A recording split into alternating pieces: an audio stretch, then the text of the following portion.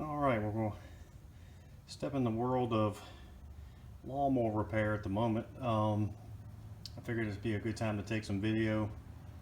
I'm not sure how this is going to turn out, but if you're like me, I've got tons of trees on my property, and every one of them seems to find this spot on my deck. So you can see where that's bowed out right here, all the way across. That's where the blades are hitting underneath every time, because what's happened is over the last few years I've hit so many, and you can see it if you look kind of like this way. You can see it like bowed in. What happens with metal, as everybody knows, once you bend it back and forth so many times, it just weakens it. And now if I just hit the slightest thing, it gets into the blades, and it makes a hellacious racket. So what I'm gonna do, I've already made 3 cuts. I just figured I'd make some video before I do this last cut, but with my limited amount of tools and absolutely no fabrication skills whatsoever, basically I drilled some pilot holes in all the corners, and because I don't have a bit big enough, I had to kind of double drill. I'm on the process of double drilling this one out now so I can cut down. I think I may have to finish this cut down, but I'm just basically cutting out this small section here. I'm hoping it's going to be enough, and then once I get this hole open, I'll bend this lip back out, and then straighten this bottom up, and you know, once this is gone, this will be easier to pull out a little bit. And then what I've got is this piece of metal here, and I don't know how they measured it out. They took, you know, something for the thickness, but for me, I liked it because it's probably not quite as thick as the lawnmower deck, but I'm not really worried about that. For me, it's easy to you know, it's flexible enough for me to work with. And the thing is, this is way more than I need. I'm only going to probably use about not even a foot of this, so a foot of this would be pretty rigid. And because I don't have a welder, I'm just going to pop rivet. I'm going to pre-drill the holes and just pop rivet a piece on, and just see how long it gets me. You know, the deck itself is in really good condition. The lawnmower is about maybe 5 or 6 years old. The cheapest one I could find online was about 225 bucks. But then you got to take the spindles, all this entire assembly off, which, you know, in the grand scheme of things isn't that bad. And it's not like $200 is too bad, but it's that piece of sheet metal cost me about 12 bucks. And the time I'm not really worried about. You know, once if you have a good assembly of drill bits or you know, I don't have a cutting wheel either. You may be able to use a cutting wheel. I just used the jigsaw here, you know, and you know, take the wheel off here, gives you plenty of room. So I just want to show some video beforehand, and then I'll do a little video maybe after it's done, and we'll see how she looks. All right, looks like my problem is twofold. After I got the hole cut actually fairly well, pretty happy with that. I should be able to cover that up, pop rivet it, and I might put some sealer around it, but I'll show you when I'm done with it. But I got on the mower after I did this, and then engaged the blades just to make sure I had clearance, and I was still hearing metal on metal, like the blades were still hitting.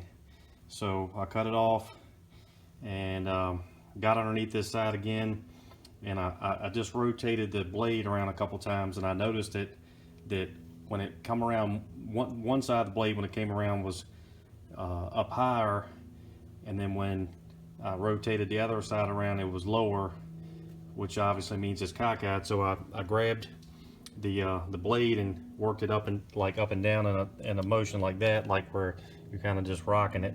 And so make a long story short, there's the spindle here on this side it's toast. So, and if I can get this back apart, you can see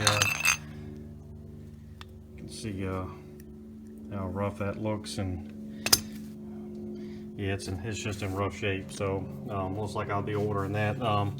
You do need an impact, probably, at least I did, to get this nut out here, because obviously this is on top and that's on the bottom, and there's no way to pull it through one way or the other. So you got to remove this pulley, and I just used the impact wrench, and it came right off, no problem. So the only other thing I ran into is when I was removing the nuts, broke one off, which is no big deal because I'll just take this one and get 4 new ones, and just that way I can kind of start from scratch. Wasn't really rusty. I think I just kind of went overboard the first go around. That was the very first one I did. So just hang tight here, and hopefully we'll have an update here soon, and we'll see what we got. All right, I'm back at it here, and see if I can lighten this up a little bit. This is where I'm at. Boy, this is not even that thick of metal here, but man, I'm gonna tell you what, just try using a jigsaw and just a metal blade, and man, I gotta do some research, because I don't think this, I mean, I guess it could be around the same thickness. I don't know. I swear I think the lawnmower deck to me is definitely thicker, but man, I'm gonna tell you what, I don't know about thickness, but this stuff right here is tough, real tough. So if I was gonna have to do any more than I'm doing right now, I would have to go buy some more tools. But there's the hole. I've been out as much of it as I can. I might tweak it. I'm gonna tweak it a little bit more. I'm gonna try to pull some of this out around the corners here. You can still see it's an indentation there, just from over the last few years of whacking stuff. But I intentionally made this a lot bigger than the hole because I figured the more fresh metal there would help. And just to reiterate, there's not gonna be any welding here. This is just something to get me by. I don't think it's gonna hurt any. I'm not really worried too much about stuff flying out, because I'm gonna try to mold as best I can. I was able to finally get my vise mounted to my work table. I got an old vise from a buddy of mine, and so I put the first bend in it here, because I am gonna try to mold this the best I can. I'm gonna get it lined up this way, and then try to bend it over some, and just so it looks a little better. By no means I'm gonna try to cut this again as hard as it was. If I had the tools, I probably would just trim this back some, because the hole is actually far down from top to bottom. It's actually on the bottom half of the deck, so in theory I could probably just cut this top layer off. But if you got the tools, by all means do it. But I'm gonna bend this on the top some, and then I'm gonna bend this to try to turn it that way. And then I'm probably only gonna put, I may put 4. I don't know if I'm gonna go any further than that, but I'm just gonna put probably 4 rivets in it, and because that way, if I want to reverse engineer this plate and let somebody weld a piece like this to it at some point, I only have 4 rivets to drill out, and not 6, 8, or 10, or however many. And of course, once I run it one time, if I see grass is flying out of it, my theory is that it'll get gooped up just like the underneath of the deck always does, and it'll plug any holes, and I won't have to worry about suction on the bagger. So, but just want to give an update here on how far I've gotten so far. All right, just a quick update here. I decided to go ahead and break out my trusty Harbor Freight self-tapping screw kit here, and I forgot, after somebody watching so many car shows, I see where they will use these to kind of get the metal at least where they want it, and then they always weld it and then come back and then weld the holes. Well, obviously I'm not welding this, but I'm pretty happy with it so far. I got it, there's a little air in there, but for the most part I still haven't finished hammered it. And the good thing is that you get these 2 down, and then you hammer this best you can. I got these 2 screws in, and then once these are in, I can really mold this if I want. And I don't think I'm really hurting the deck at all at this point. It just beating it up a little bit, like physically overall, but not like putting dents in it, which I don't think is going to hurt anything. But I probably will still pull these out and put rivets in, and I'll show you why here if I can. You can see, oh, I'm sorry, I meant the bottom ones, actually not the top ones. The top ones I think are fine, because you can see they're up, and I don't think the blades are going to hit just by looking over there at that one and seeing how low it is. These or a concern. And you can see they're right in the line of the hole there. So by putting a rivet in each one of those, it would eliminate anything sticking out, because it should hopefully break off flush. So I guess we'll see after I get them in, but I'm really happy. I did hammer this in some, but I'm going to hit it a little bit more just to get it as flush with that as possible, because the whole point is to keep this vacuum underneath of the lawnmower at its best in order for the bagger to work, and a lot of airs will be leaking out of that. So, and then I got this one spot here that I'll work on, but I'm pretty happy with that. I'm not sure if any kind of a caulking of any kind is gonna really work with that, but you know, it's always an option if I can't get it completely flat. But just wanted to give that update here real quick.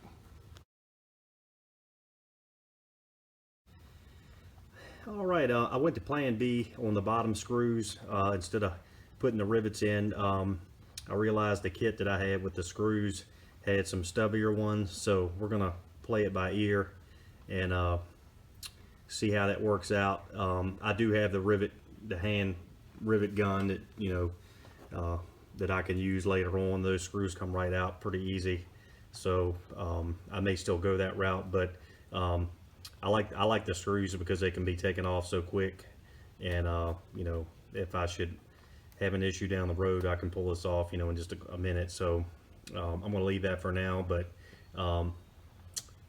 just want to pass this along. I wish I had the thickness of this so I could kind of help you, but there's a place here locally that sells pieces that, you know, small, you know, maybe not quite this small. They may have had some smaller stuff. I have enough to make probably 3 or 4 more of these, actually probably 4 or 5 more of these. I think it was almost 5 feet long, so I don't even think this is probably only about maybe 10 inches of length here, so I could definitely make some more patches if I had to, but pretty happy overall with this. Like I said, used the vise to kind of bend these initially, and then once I got them screwed down, I just kind of tamped down on this a little bit, and I think it's sealed up fairly well.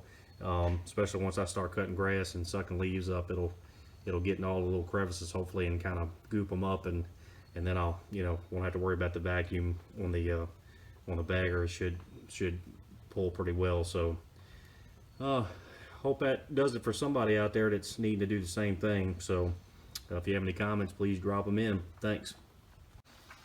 All right, just want to wrap up what I've done here. As you can see, I've got the new spindle on. I'll try to put a link in the description of where I got that. Seems like it's all right. I haven't put it to the test yet other than to engage it in the garage, but it went on fine. It came with the brand new bolts there, so that's a plus, because I did break off one in the old spindle, and I was going to have to get new ones, but this one came with new ones, so that was great. One thing that's pretty awesome here, as you can see, my wife had some red paint that literally is as close as to this deck as I could imagine for just something sitting around in the garage. So I hit it up, and as you can see, it matches really well. Most people will never know that I've got a patch panel here.